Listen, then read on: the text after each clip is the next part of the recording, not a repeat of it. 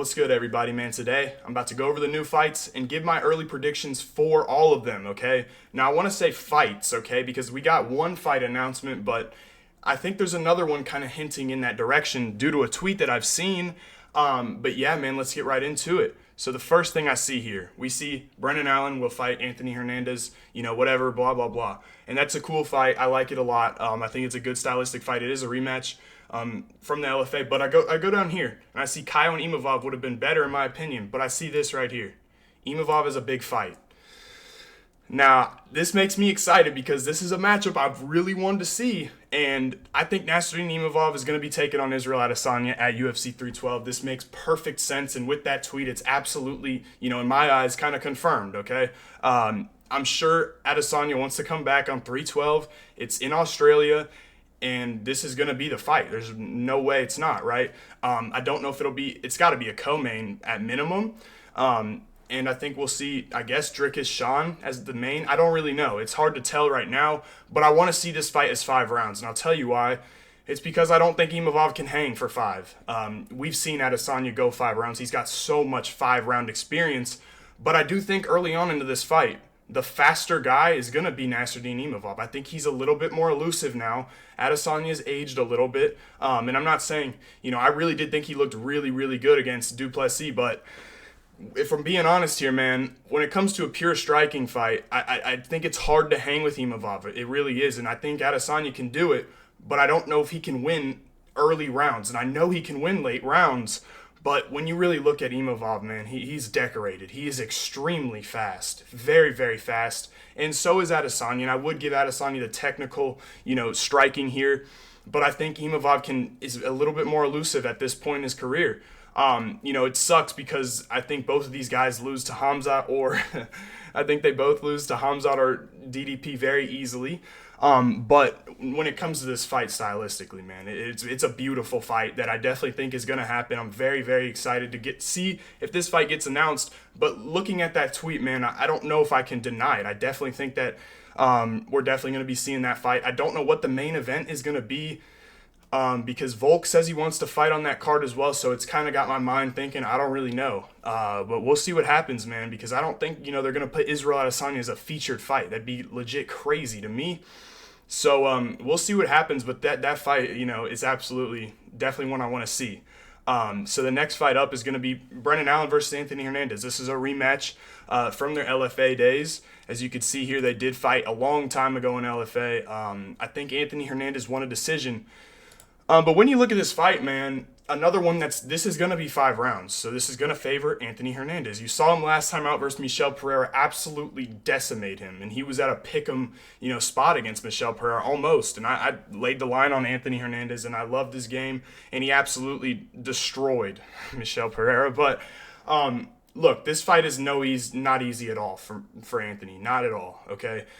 Brendan Allen, he is a guy who is not only going to stuff takedowns, he can put Anthony Hernandez on his back, especially early on into this fight. I don't see Anthony Hernandez being able to get a takedown, and if anybody's going to be doing the taking down, especially early on, it's going to be Brendan Allen. I do think he'll be able to control Anthony Hernandez early on, but in that last fight versus Imavov, man, that was a 3-round fight, I believe. Wasn't looking good, okay? We saw him in the first round versus Imavov, put him on his back the whole entire fight, and then he goes out and just shoots lazy takedowns with no setups, when, in all honesty, man, he could have, stood with Nassourdine Imavov for times. I mean, Imavov's a great striker, don't get me wrong, but Brendan Allen in his own right is a solid striker, above average striker, and in this fight, I definitely believe he's, above a better striker than Anthony Hernandez. But the dog and the heart in Mr. Anthony Hernandez is nothing to play with. This guy is absolutely, one of the most grittiest fighters there is on the roster. This dude does not stop coming forward, not stop working. The clinch is insane. The dirty boxing is insane. The cardio is off the charts. But with that being said, it's not like his, takedowns are exceptional, right? They're good, and his ground game's really good, but it's ultimately that endurance that changes the fights. And it's interesting to see this fight because I don't know who would win. Especially early on, I think it'll be all Brendan Allen. The clinch is good. Brendan Allen's really good in the clinch as well as Anthony, but I do think Brendan Allen's better in the clinch. I think he's stronger. I do think he's a better striker. I think he hits harder. And I do think he is overall better on the ground, especially with that submission threat. But once you get later on, once you get deep into that fight, it's going to be all Hernandez. It always is, man. You know, the guy, people were thinking, oh, maybe he might tire out a little bit against Michel. This is his first 5-round fight. Not a bit. Nothing. I mean, it was relentless. One of the most brutal fights, one of the most brutal beatdowns I've ever seen.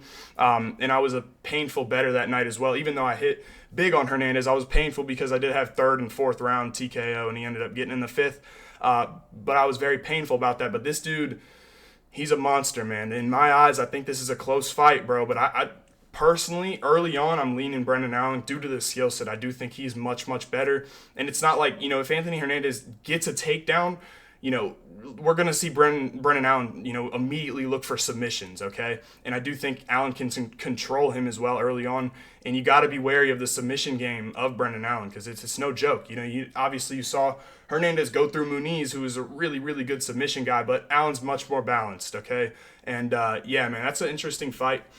Definitely excited to see. But like I said, it is a rematch. Hernandez winning the first fight around, but Brendan Allen was super young. Yeah, man. And then next up, I did want to get these fights in here as well. I haven't talked about these at all. And if you've been watching my channel for a little bit, man, you know I'm not a huge Rakhmonov fan. I don't think he's bad or anything. I just don't think he's as good as people want to say, okay? And I do think it's a little bit early. I think he would have lost to Belal Muhammad. I really do. I really would have liked to see that fight. But Belal had to pull out. You know, it is what it is. But I know people were talking about, oh, this is going to be an interim fight, interim belt. There's no need for that. There really isn't. I mean, Muhammad's going to be back probably by the end of the year. He's going to be healthy. So there's no need for that. I was very frustrated when I'd see people saying, oh, put up an interim belt. There's no point for that, you know, because it's not like he's out for a long time. But, you know, looking at it, Rakhmonov, he never fights. So if he wins this fight, how long is it going to take for the dude to get back in the octagon? I don't know. But I'm sure the UFC will say, hey, you got to fight by this date. But when it comes to the matchup, you kind of look at it and you go, okay, Rakhmonov's going to be the harder hitter. He's going to be the better guy in the clinch. He's going to be the better guy with the submissions as well. You know, when it comes to the takedowns of Rakhmonov, they're not special. I want to say that. And when you look at the footwork of Ian Garry, the movement, the lateral movement, the speed of Ian Garry, and I know he doesn't hit as hard as Rakhmonov, but he is fast. He does have really, really good footwork, tricky footwork that frustrates his opponents. You see him do it to Jeff Neal. And, you know, he's not a guy who's just going to go in there in the pocket and just start swinging with you, okay? He's really technical. And honestly, in this fight, you know, I know the odds had come out there. Rakhmonov was minus 250 or something. I would really lean Ian Garry here. I would. I just think the neutralization of the clinch is going to be hard for him. But I do think at range, it's going to be all Ian Garry. The leg kicking, the kicks in general, the straight shots at range, the in and out, the lateral movement, the head movement. I think it's a little bit too much for Rakhmonov. People just overrate this guy's striking. Sure, he hits hard. He hits hard and he looks good when there's a guy in front of him like a Jeff Neal, which he didn't really look that good in that fight because they were just exchanging. You saw what Garry did to Jeff Neal. He neutralized that movement a little bit. I think he can do the same to Rakhmonov. And when it comes to the cardio, I'd lean Garry as well. I do think he is the better cardio. So a very intriguing fight that I haven't done my film on it, so I'm not going to make a full prediction right now. But that's where I'd lean on it, honestly, is I'd probably say Garry wins that one.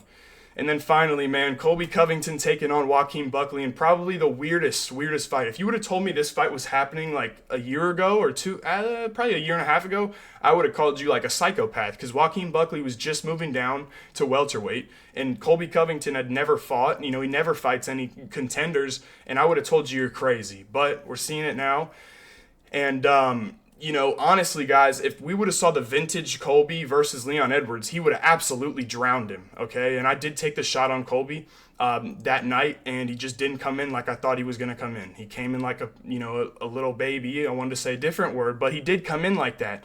He wasn't aggressive. It wasn't the same guy, and I don't know why, because Leon Edwards is not a knockout artist, you know what I mean? So very interesting, because I do think he would have, you know, if he opens up, starts shooting those takedowns, putting the pressure on, he would have absolutely destroyed Leon Edwards. You saw Belal Muhammad execute the game plan perfectly. He did it, and I think Colby had that ability to do that as well. But now he's going up against Buckley. a guy who doesn't really, get taken down. He's more of doing the taking down. So what does he look like off his back? I don't really know.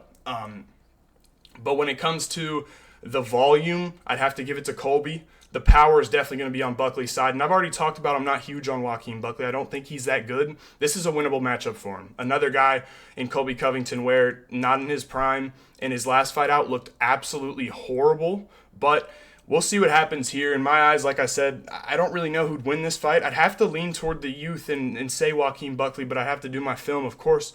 But I do think Buckley has been looking pretty good, and I do think he'd get this one done via a decision where Colby just kind of doesn't do much and runs away. But if we see that vintage Colby, man, I'm telling you, there's not a lot of people who can beat him. And obviously the guy's getting up there in age. But I'd like to see this confidence boost. I'd like to see Colby go out and win this fight. And I'd like to see him versus Dustin Poirier. I really, everybody has wanted to see that fight forever. I'm really hoping it can happen one day before both guys retire because I think Colby and the build-up would be amazing. But, yeah, man, that's going to do it for me. I hope y'all boys enjoyed, and I'll catch you in the next one.